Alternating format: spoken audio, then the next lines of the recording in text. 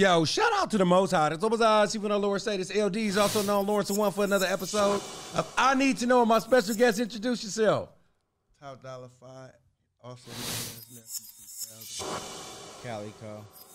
Okay, what's up, y'all, man? Thanks for pulling up, man. Yeah, for sure, most definitely. For sure, man. I like to ask all my guests before we even get started how they got their names. I'm gonna start down with you, Calicoe.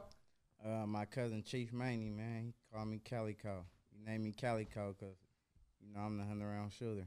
Okay. So are you the 3,000 round shooter? I mean, well, I like the way that sounded. I might have to ride with that. I like that. Well, I'm Nephew 3000, and I got my name a long time ago by Bavgate. Yeah. You know what I'm saying? When we was fucking around with No Limit. Okay, man. Yeah. See, a lot of people don't know that, man. When I first met him, see, you from 31st, right? Yeah, I'm from 31st. I'm from 39, so he was always on Martin Luther King. I always used to see him around and stuff like that. And it's the 90s where motherfuckers used to really have to rap and shit like that. So I had this partner that I used to work with, and he was from Louisiana, and we was getting drunk at his house because he stayed in Ghost Town.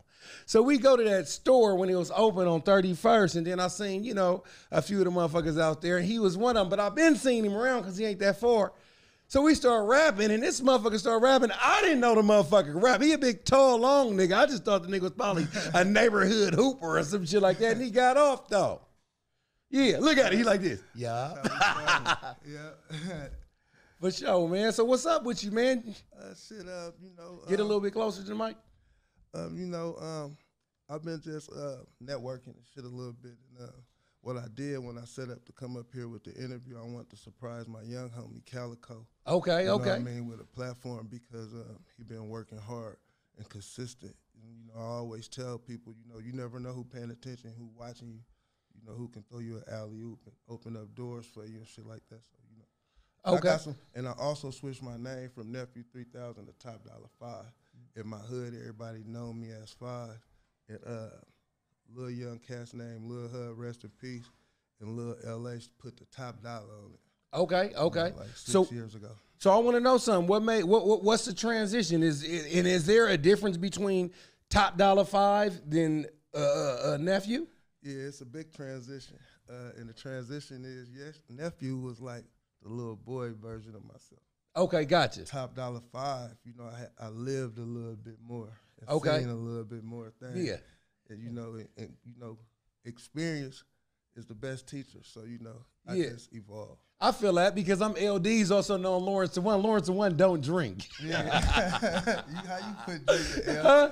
You quit drinking? Yeah, man, I'm 5 years in, damn near. What? April, hell yeah. Hell yeah, I wish I would have stopped before I started going bald, you know what I'm saying? So a nigga could at least rock this last 5 with some waves. Yeah, for real, though. For sure, man. Help is wealth, man. Congratulations. Man, that's real big, you know. Journey. Yeah, man, drinking alcohol and drugs and shit like that, that's a relationship in itself, you know what I'm saying? Absolutely. You know, shout out to my homegirl, man. I just tapped in with her. Actually, she tapped in with me and told me that, you know, she was going through a divorce and shit like that after 28 years. I'm like, damn, that's rough. You know what I'm saying? 28 years, and that's with a person. Shit, I was having a problem breaking away from drink after 28 motherfucking years.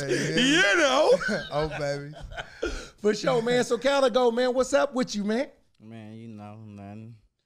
Getting to it. Okay. So, what do? Do you make beats? You rapping? What you doing? No, I don't make beats. I just rap. Okay, for sure. So, how do you best explain your style or describe it? I'm all over.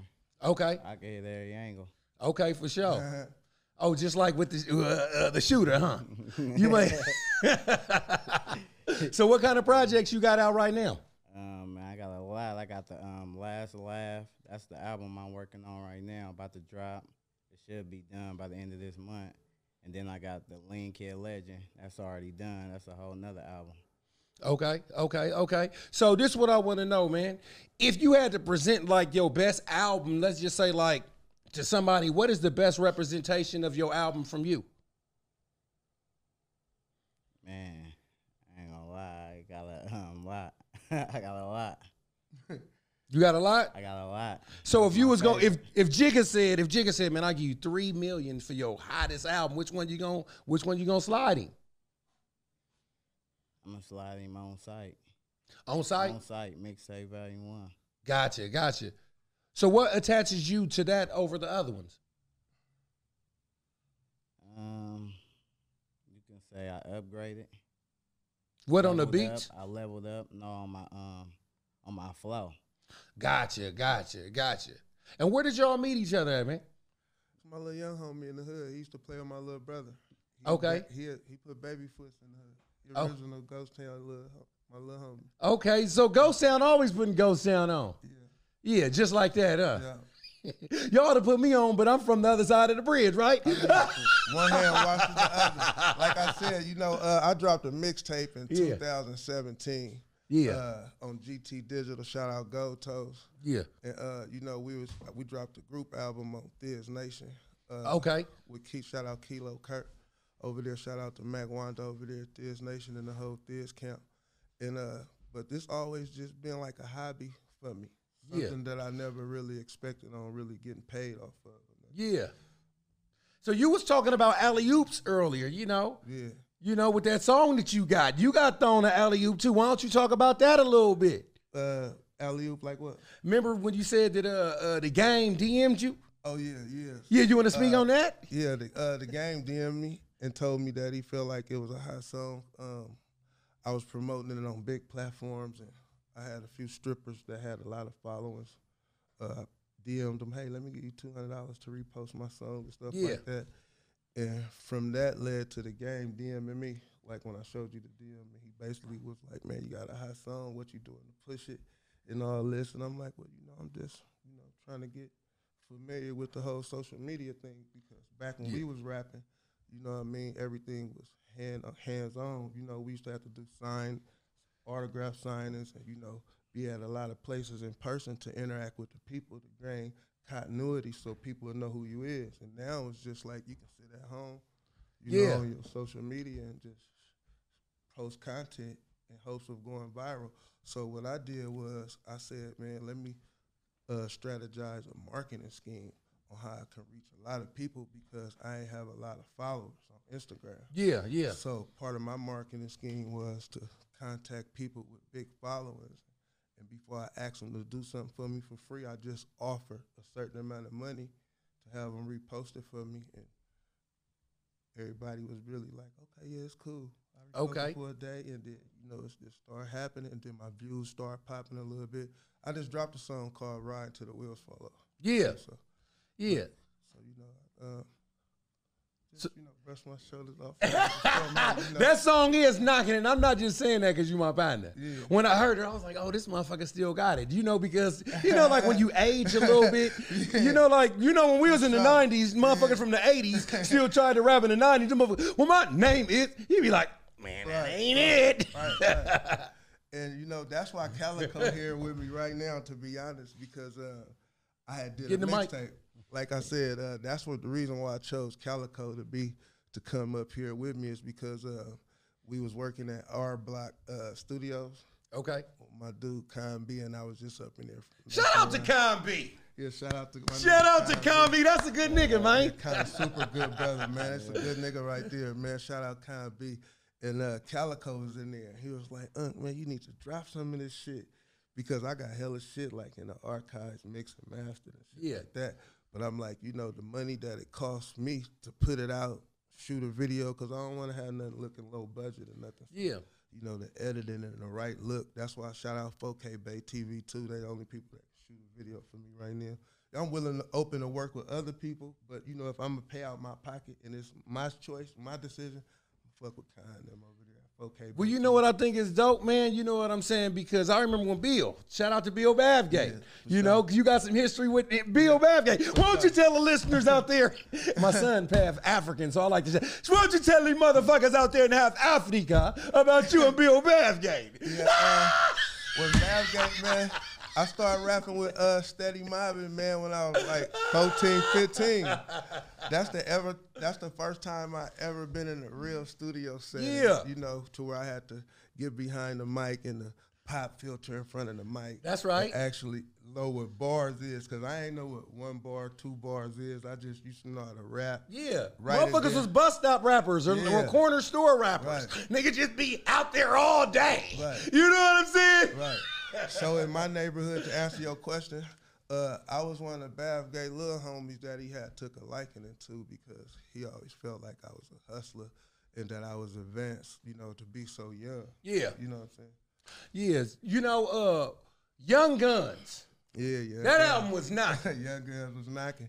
And me and shout out my nigga Buck. Me and Buck Haven wrote a lot of the material that the You know what? To be honest, well, we didn't write their verses, but a lot of the hooks and shit like that, me and Buck wrote them. He's my favorite rapper from West Oakland back then. Yeah, for sure. Used to say that too. I'm serious. Mac. Shout out to Mac. I'm going to tag him on FB. Yeah, I'm going to tag him too. You know, I had to throw his name out there, man. You had to. You know what I'm saying, though? Used to see me all the time and be like, man, you and Mac should, you and Buck should get together, man. What's up? Because I can hear it, though. Yeah. Y'all that close. I mean, y'all done damn near probably did everything else together. That's little bro. Yeah, for sure. For sure. For sure, Shout man. out Buck Haven, man. And was you on No Limit as well? Nah, I was never on No Limit. Gotcha. Bavgate and Crooked I was signed to No Limit. They were Steady Mob and signed to No Limit. Oh, yeah, you Black Mafia. Yeah, I'm Black You Mob. Black Mafia. You got a lot of songs in the I'm archive. BMR, you know. Back when when we had the title Black Mafia, we didn't know about Big Meech and them. Oh, yeah. I forgot about that. We didn't know about Big Meech and them like that. Bavgate and them knew about Big Meech and them because they met them during the time they were signed to No Limit. Yeah. They was out in New Orleans and Louisiana and shit. And they came back and told them. I actually met Big Meech in person. Yeah. And then we was in Houston at the Galleria. Jay Diggs introduced us to each other. Gotcha. We was all kicking it at the Galleria in Houston, Texas and shit.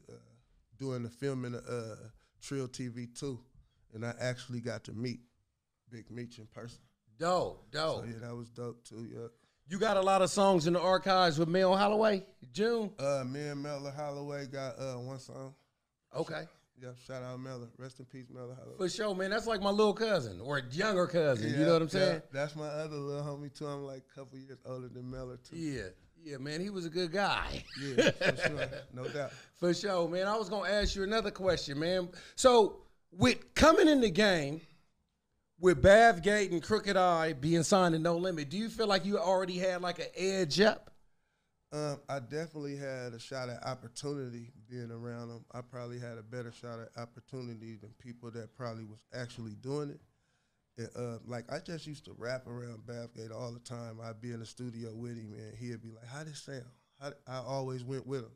So I was around it, and then one day I just decided to try it, and, you know, he put me on. Gotcha. Yeah. Gotcha. And Calicoe, what would you say that your superpower as a rapper is? What do you think that you do exceptionally well? Just ain't nobody got my flow. I got a flow that ain't nobody got. Okay. And I got to ask you another question. Do you think that you're going to be a CEO one day? I am a CEO. Oh, talk about that a little bit. Yeah, Lean Kid Records. I got my own record label. I got another record label, West Coast Villains. That's what I started with. That's like a family orientated. And then I started my own record label, me and my brother HB. Shout out HB, free BG. But yeah, I got my own record label, Lean Kid Records. We got our own clothing line, Lean Kid Clothing. And then I got my little art block shit. We got Pushing Unity. Like, it's like a lot of artists with Combi, you know. I know you heard about it. But yeah, we Pushing Unity. And that's about it. That's about it? No, man, that ain't about it. I got 1,000 motherfucking questions. That ain't about it, but it's a lot. I got a lot going on. I got a lot going on.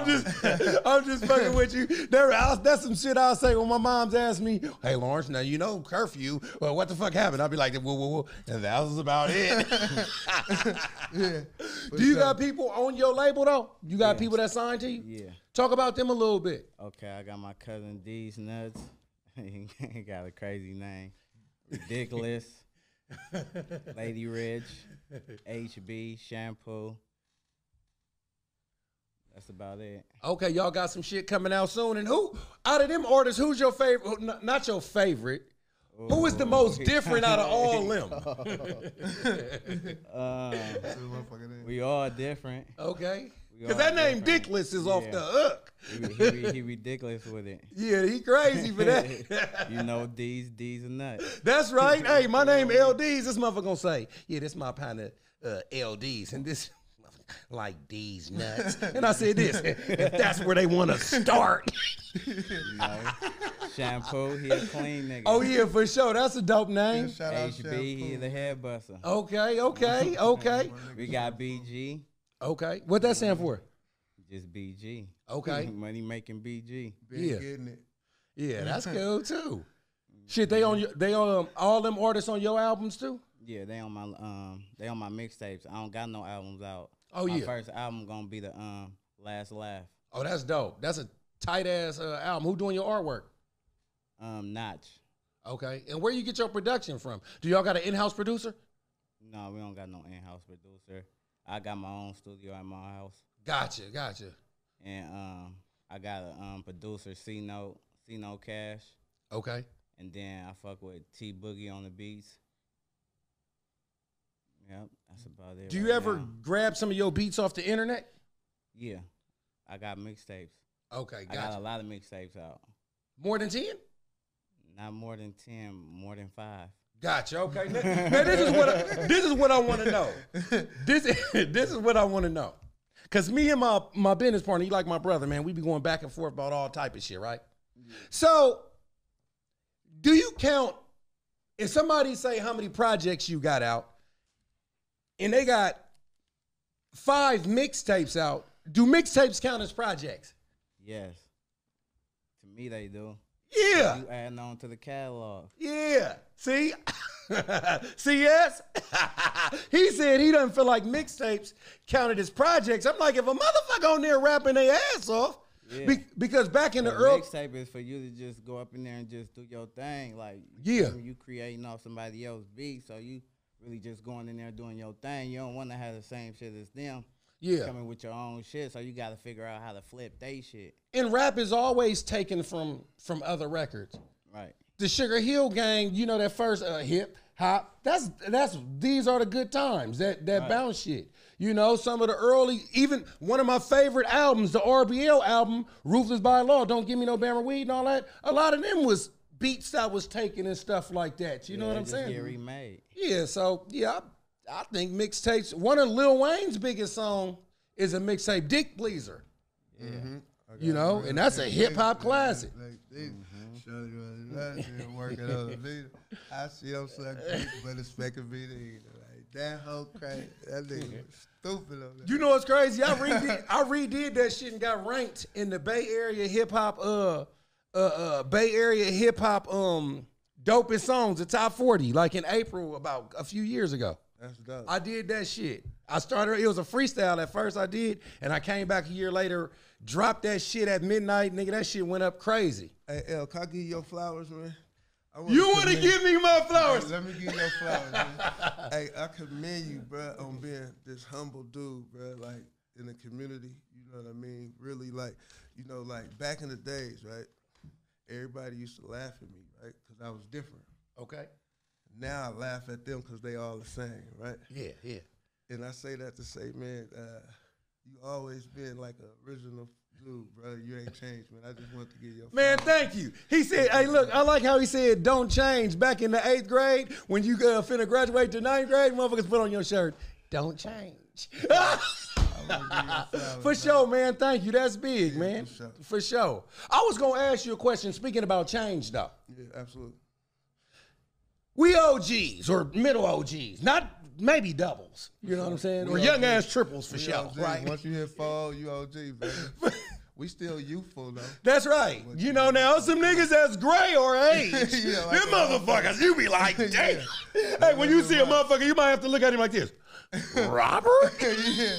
Especially people that I went to school with, man, that, you know, I be seeing them now. You know, times have changed. Yeah. And it's rough out here, man. Life be lifing on a lot of people. I'll be wondering, look, nigga, when we was young, if you smoked crack, that was the cap. What would possess you to fuck with meth? Man, that's a wild one. Man, I do outreach and shit like that. So And sometimes they getting younger. The meth heads was getting younger and younger and younger, man. It's Oh, for scary. sure. For sure. Scary to That shit is crazy though. But I was gonna ask you about change, right? Uh-huh. we was doing music during the CD era. You mentioned the CD era.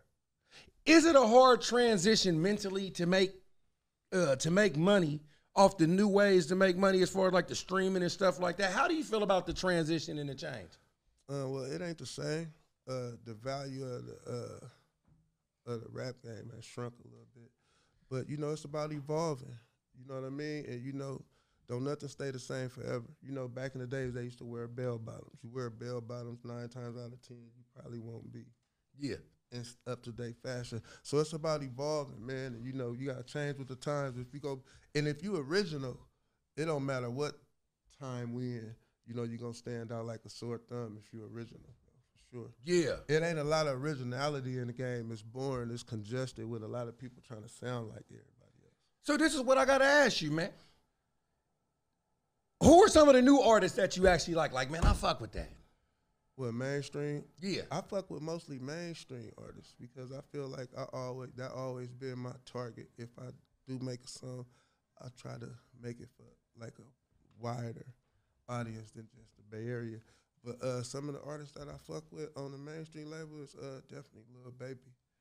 Lil Baby is dope. Yeah, they got another young dude just dropped named Tay B. Where you from? Detroit like or something? I think he from Detroit too. Lil Durk and all of them. Shout out to my Bay Area artists. I fuck with Filthy Rich. Yeah. Mr. Fab, Killer Fonte, Lil Blood. Yeah. Lil Junior. You know what I mean? Yeah. Young Junior. My niggas, of course, but you know some of the niggas that's hot right now, just giving props to his dude. They've been making us look good consistently for a long time. So shout out to them fellas.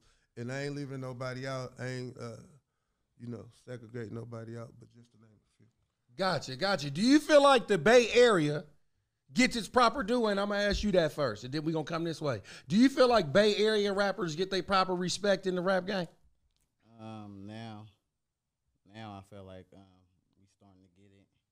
Like everybody's starting to Get a little bit closer to the mic. Like everybody's starting to give us our props now, but as far as back then, no.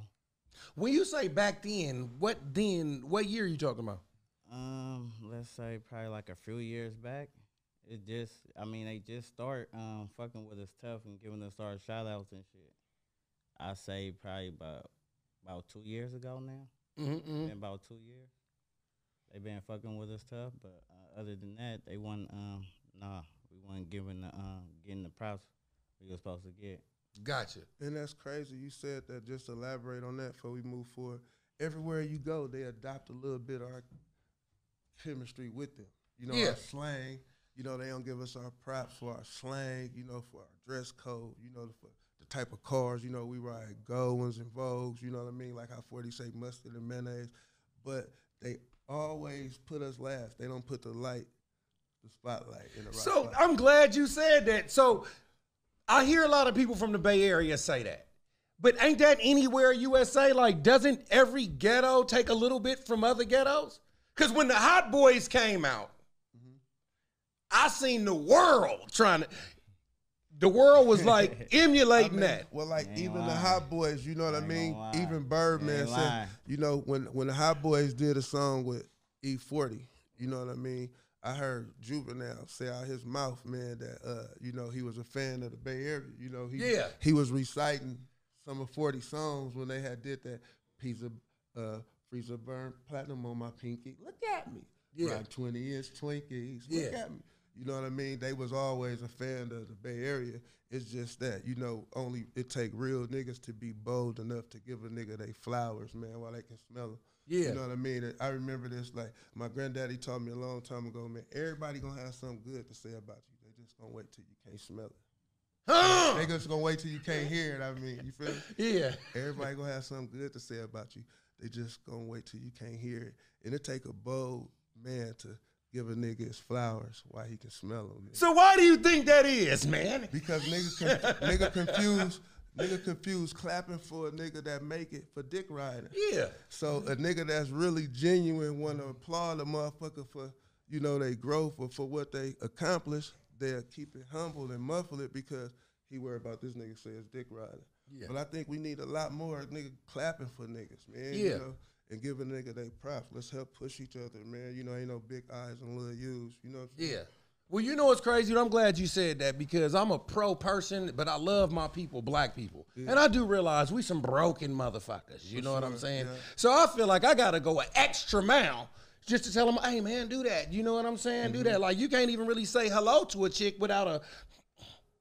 Right. You know, I said hello to this chick, right? She walked in the smoke, so I said, hey, good morning, sister. She walked past me and then said hello to the dude that was selling the, you know, the Middle Eastern guy. Can I get some blunts? And she looked at me. Did you work at such and such? Yeah, that's me. I said, but you just wasn't gonna say nothing though. And you know, I take a real disrespect just because this nigga selling you some motherfucking blunts. You know what I'm saying? You gonna give him the utmost respect. But the cold part about it is that if your car died right now, you gonna ask me for a jump. Don't do that. For sure. But I do know that we are broken people though. No doubt. Every time I'm, you know, like, do you believe that black people in America is Africans? Nah, I consider myself a black American because African American, in Africa, they don't consider us real Africans. I've never been to Africa before a day in my life. You know what I mean? Me personally, I don't consider myself African American.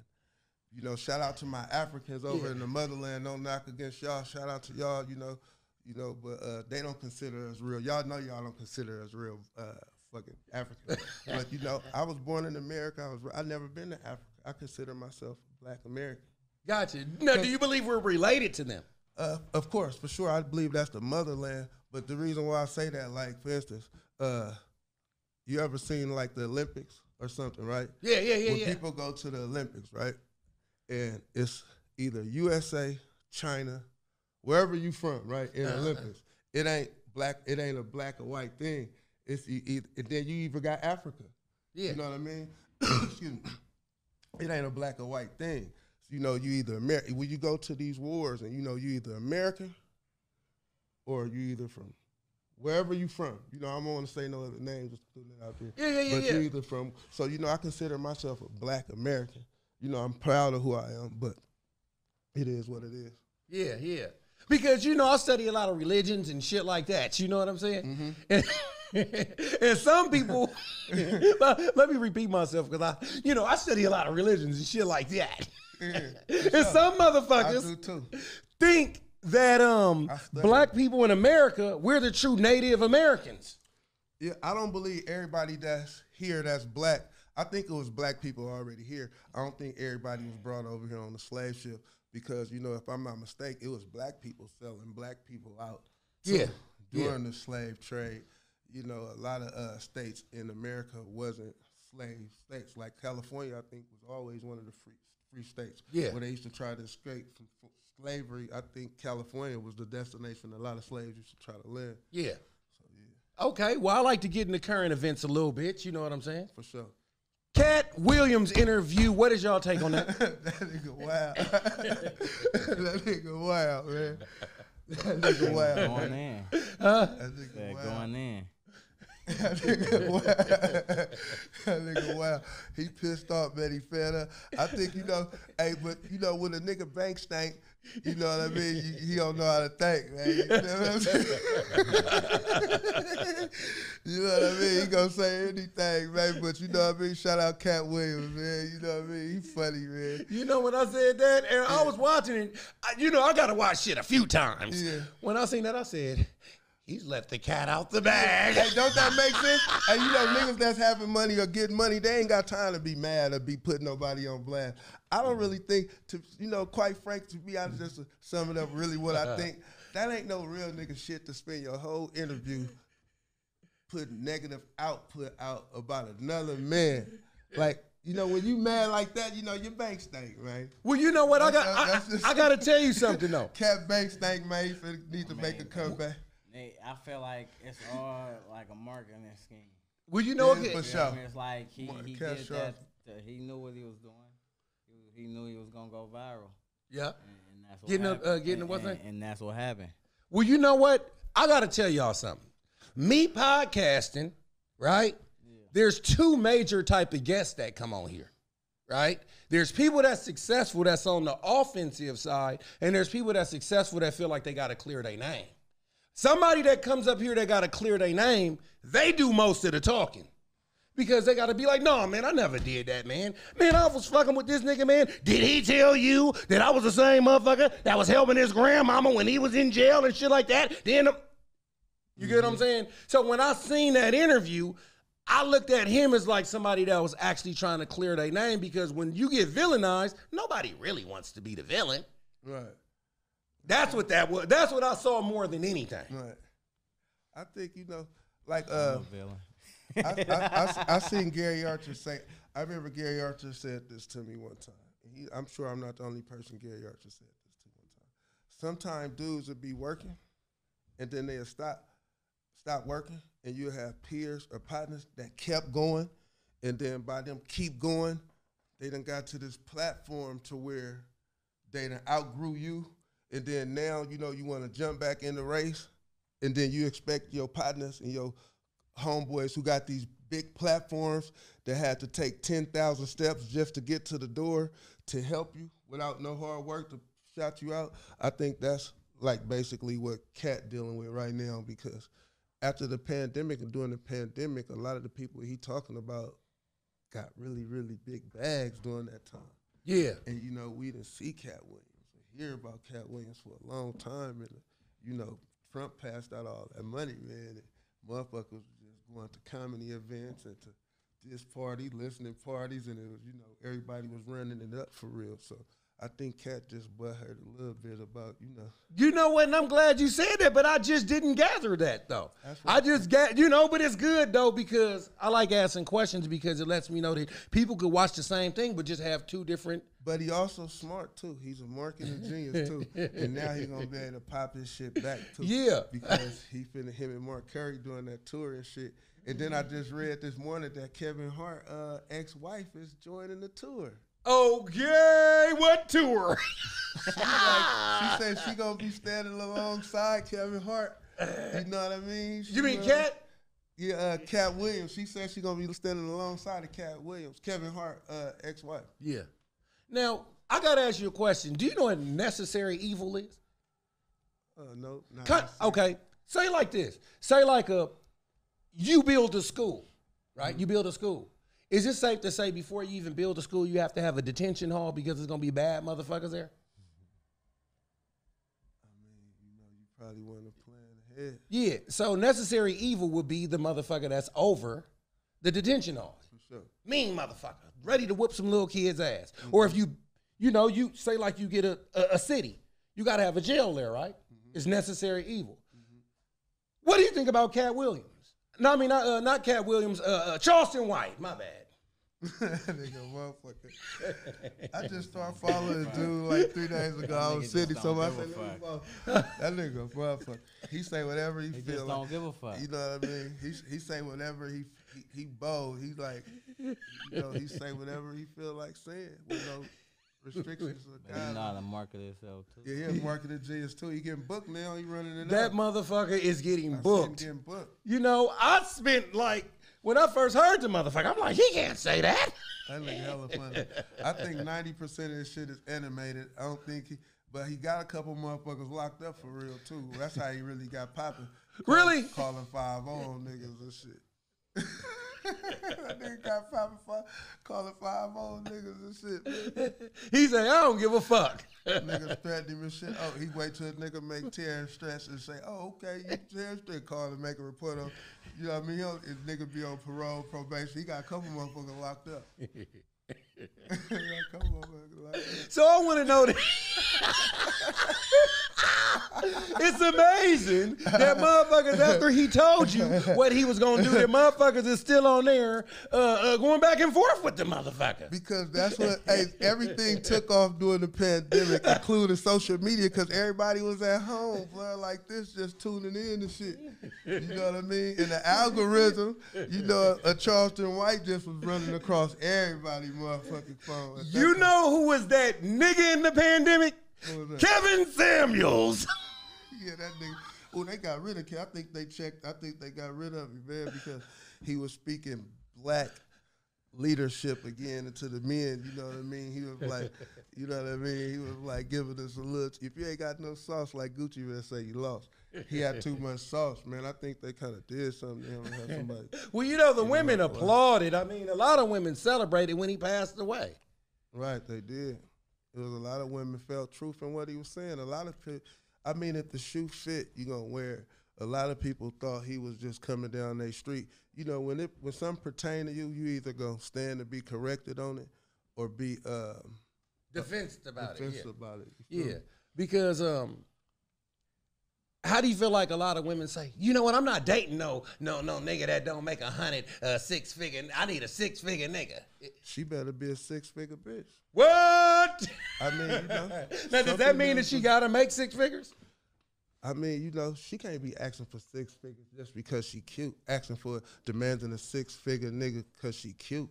You know what I mean? She got to have something of value to bring to the table to feel like she deserved to have a six-figure nigga. You know what I mean? And what are some of those values in your eyes? See, some values in my eyes are what? Of a woman that deserves a six-figure nigga. She got to be loyal for sure. It ain't a price amount. I don't think a female got to have a certain amount of money to be deserving of a six-figure nigga. But I think she got to have a certain persona. You know, she can't be accessible to other men. You know what I mean? And just got to have a certain form of loyalty and, you know, boundaries and morals about herself. You know what I mean? Because you got a lot of six-figure niggas that be groupied out and females don't be loyal. So, you know, if a female carry herself at a high standard and, you know, with a certain persona, then, you know, that's enough to qualify to have a six-figure nigga that feel like, you know. Hey, Calicoe, Kevin Samuels said that men don't care about women and their money. Do you find that to be true or false? Men don't care about women and their money? Yeah, because Kevin Samuels was saying that women don't really spend money on their men like that, and men don't really care about a woman's money. They only care about the attributes like loyalty and shit like that. Do you find that to be true or false? Halfway. Halfway. Because, I mean, she ain't got to be just cashing out and doing all that, but she could show a nigga, you feel me, treat a nigga right sometime, you feel me? I feel like that. But a nigga ain't really just looking for a female that just, like a nigga need her money or something, you feel me? Yeah.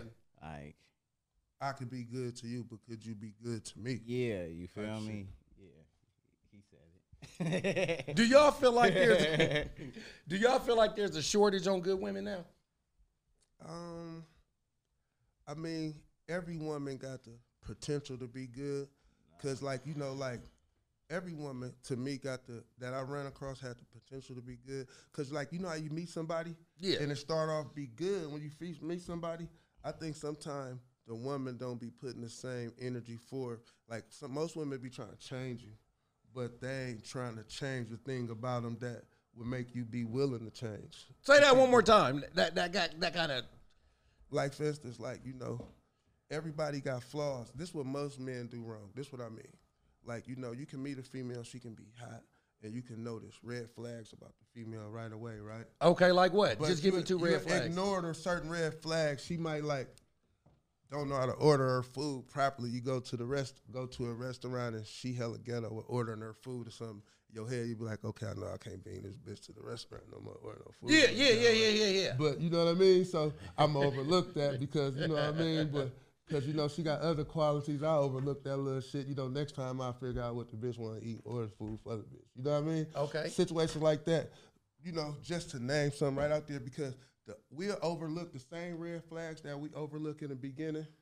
It'll be the same red flags that cause a demise in the end. Yeah. You know what I mean? So I think, you know, it's important to really, a female want a nigga that's going to call her out on her bullshit right away. Sometimes they be testing you to see how far you going to let them get. You know what's crazy? And the farther you let them get, the less interest they got in you. So they just like, I'm finna run all over this. You know what's crazy? Since I got clean and sober and shit like that, I've kind of got meaner. They be like, Lawrence, don't let shit slide now.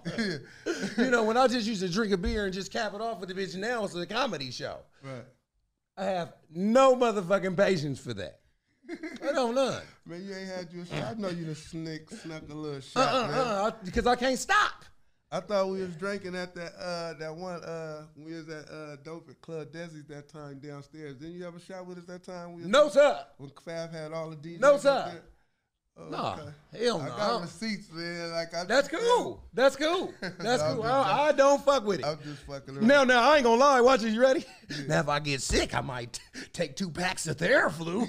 But speaking of shit like that, what spot started drinking Bo? Was that 34th and Chestnut? Was that the first place? West Oakland for sure. Yep. Mighty Mike, Bub Rub, and Aisha was the first ones to drink Bo. Okay. Yep. Edie Bo, Bub Rub from 21st, and Mighty Mike from Chestnut, original Bo drinkers. That shit took off. Yep, my grandma used to sell that shit. Shout out Vic, my recipe. Yep, that shit really started in West Oakland. Yeah. And they wasn't doing it for a fad neither. They was really addicted to that shit. Yeah. Bub Rub and Isha and Mighty Mike. You know what I mean? They was really they got a stomach jump from that shit when they couldn't get it. Yeah. And do you feel like Oakland hip hop is connected? Oakland hip hop is connected with what? As far as like the music scene. It's getting there. I think what FOD is doing, what Filthy Rich and FOD is doing, is bridging a lot of the gaps. Shout out Phil for that. Yeah. You know, that's big because he got a lot of people on his record label from different areas. And that's unheard of. That wouldn't normally like link up on the regular. And it's like, you know, just involving the brotherhood, man. You know what I mean? They even got this gloves up, guns down thing going out of one of them camps. I don't think is that Con B shit? Art Block or somebody see shit? What it was Con did that shit first like hella years ago. And then Rico the Kid started doing this little guns up, gloves down shit. But I was supposed to be in the first one. Yeah. But the nigga didn't show up who I was supposed to fight or whatever. So you won. Basically. And then, I did one in SAC though, and then I did win. I won that one. Is there a prize? No, it wasn't no prize. Niggas was just betting their money. I won some bet money. Okay. But he just lined it up though. He just called me and said, nigga, we want you to fight somebody. Would you do it? I'm like, yeah, I fuck with it. Gotcha. Okay, so what y'all got coming next, man? Where y'all see yourself next year or later on this year? I see myself at the top, hopefully. Sure. Hopefully, a nigga been made it by then. Okay. What I want to do is, I got a lot of music I'm finna unleash the vault, but what I'm really looking to do is work with some younger artists, man, and do some artist development and find the next hot singer or, you know, rapper, you know, female, male, you know, somebody that, because I noticed, like, when you start messing with artists and, you know, you try to work with them, they family members that get in their ear and say, oh, well, you don't need him. What you need him for? And then they influence them to not be a part of the movement. So, you know, I want somebody that's hungry, man. I'm looking for some new artists. That's what I plan on doing, expanding my record label by finding some younger talent. I'm going to unleash the archive of music that I got in the near future, but what I'm really planning on anticipating doing is like some CEO type shit. You know what? Before we even move about family and music, your sister is one of the most talented people in Oakland. Yeah, Jacoya. Shout out sis. Jacoya Morzaz, my sister, yeah. It's funny, though, because my god brother, right, Mackin' Ass Noise, he got a lot of music with her because they was working on a techno album, and that shit go crazy. Over there on Hyro, man, Hieroglyphics. She got songs with Show. She's singing on a lot of backup vocals on Too Short songs, too. People don't even know nothing about. So, are y'all gonna link up and do something federal? Yeah, we was supposed to. And you know what's crazy? A lot of people don't even know Short, my cousin, man. Too Short. Yep, a lot of people don't even know that Miss Yvonne is my auntie. So, Too Short. Too Short is a next to kin cousin to my auntie Miss Yvonne. Gotcha. Randy Austin mom, right? And back in the days when I was 7, 8 years old, my auntie Yvonne used to stay on 16th and Myrtle. And one day I came over there with my cousin Treese and Grady. They took me upstairs, and they had a studio all the way upstairs at the top. And that was the first time I met Short in person, right before my cousin Grady, G-Nut from Ghost Town passed. And my auntie Yvonne came up there and said, "Get this little baby out this room. Y'all ain't here blowing this shit." He had a nigga name. What's his name on the guitar? Freddie B. Oh. On the guitar. Yeah. Shorty B on the guitar, yeah. What's your favorite Too Short album? Probably Cocktails. Cocktails. Yep. Not get in where you fit in. I mean, get in where you fit in was dope, but I like all of them. I mean, my favorite song is Cocktails. These are the two. I like that Cocktails, man. He came with that smooth shit. I think they just redid that. Him, a young lady, and Jay Diggs. I think they just redid that. Yeah, they did. Is that same dope. beat? Yep, it is. Yep, the Spanish chick. I can't think of her name. Gold Toes and them had her down here. Shit, she had the whole band and them fuck with her. It was a good look. That was the first time I heard of her. You know, it ain't no diss that I don't know her name, but shout out old girl, man. Yeah. Jay Diggs and Show. That shit was a good look. But the crazy thing is, one of my favorite Too Short songs is on that. No, one of my favorite Tupac verses is on that. Yeah, that I think of fucking with That nigga came in and murdered that yeah, shit. that came in. He started off crazy. He used to start off, man. He came up crazy with that shit. But my favorite Too Short album is Short Dogs in the House. With the blue album cover and shit like that. Yeah. When he had the black drop El Dorado now. The cartoon. That was Get In Where You Fit In with the El Dorado. No, Get In Where You Fit In is when he on the Bay Bridge with the hat. No, that was Born to Mac. Yeah, you thinking of Born to Mac. Born to Mac, yeah. For sure, man. I like all short shit, man. He ain't missed, man. Show ain't missed one album, man. No. And, you know, that's hard to do. Yeah. He ain't missed. Before we get out of here, man, did we cover everything? Shit, yep. Go check me out on YouTube, man. TopDolla5, man. Riding till the wheels fall off. You dig what I'm saying? Follow me on Instagram, TopDolla5_31. West Oakland, Calicoe, West Ghost Town 31, MLK. Ghost Town. My IG is Calicoe_LeanKids31. You can check me out on YouTube, Calicoe Vivo, CalicoeVevo. For sure. And it's LDs, also known Lawrence One, for another episode of I Need to Know. And as usual, come on, you know what I want.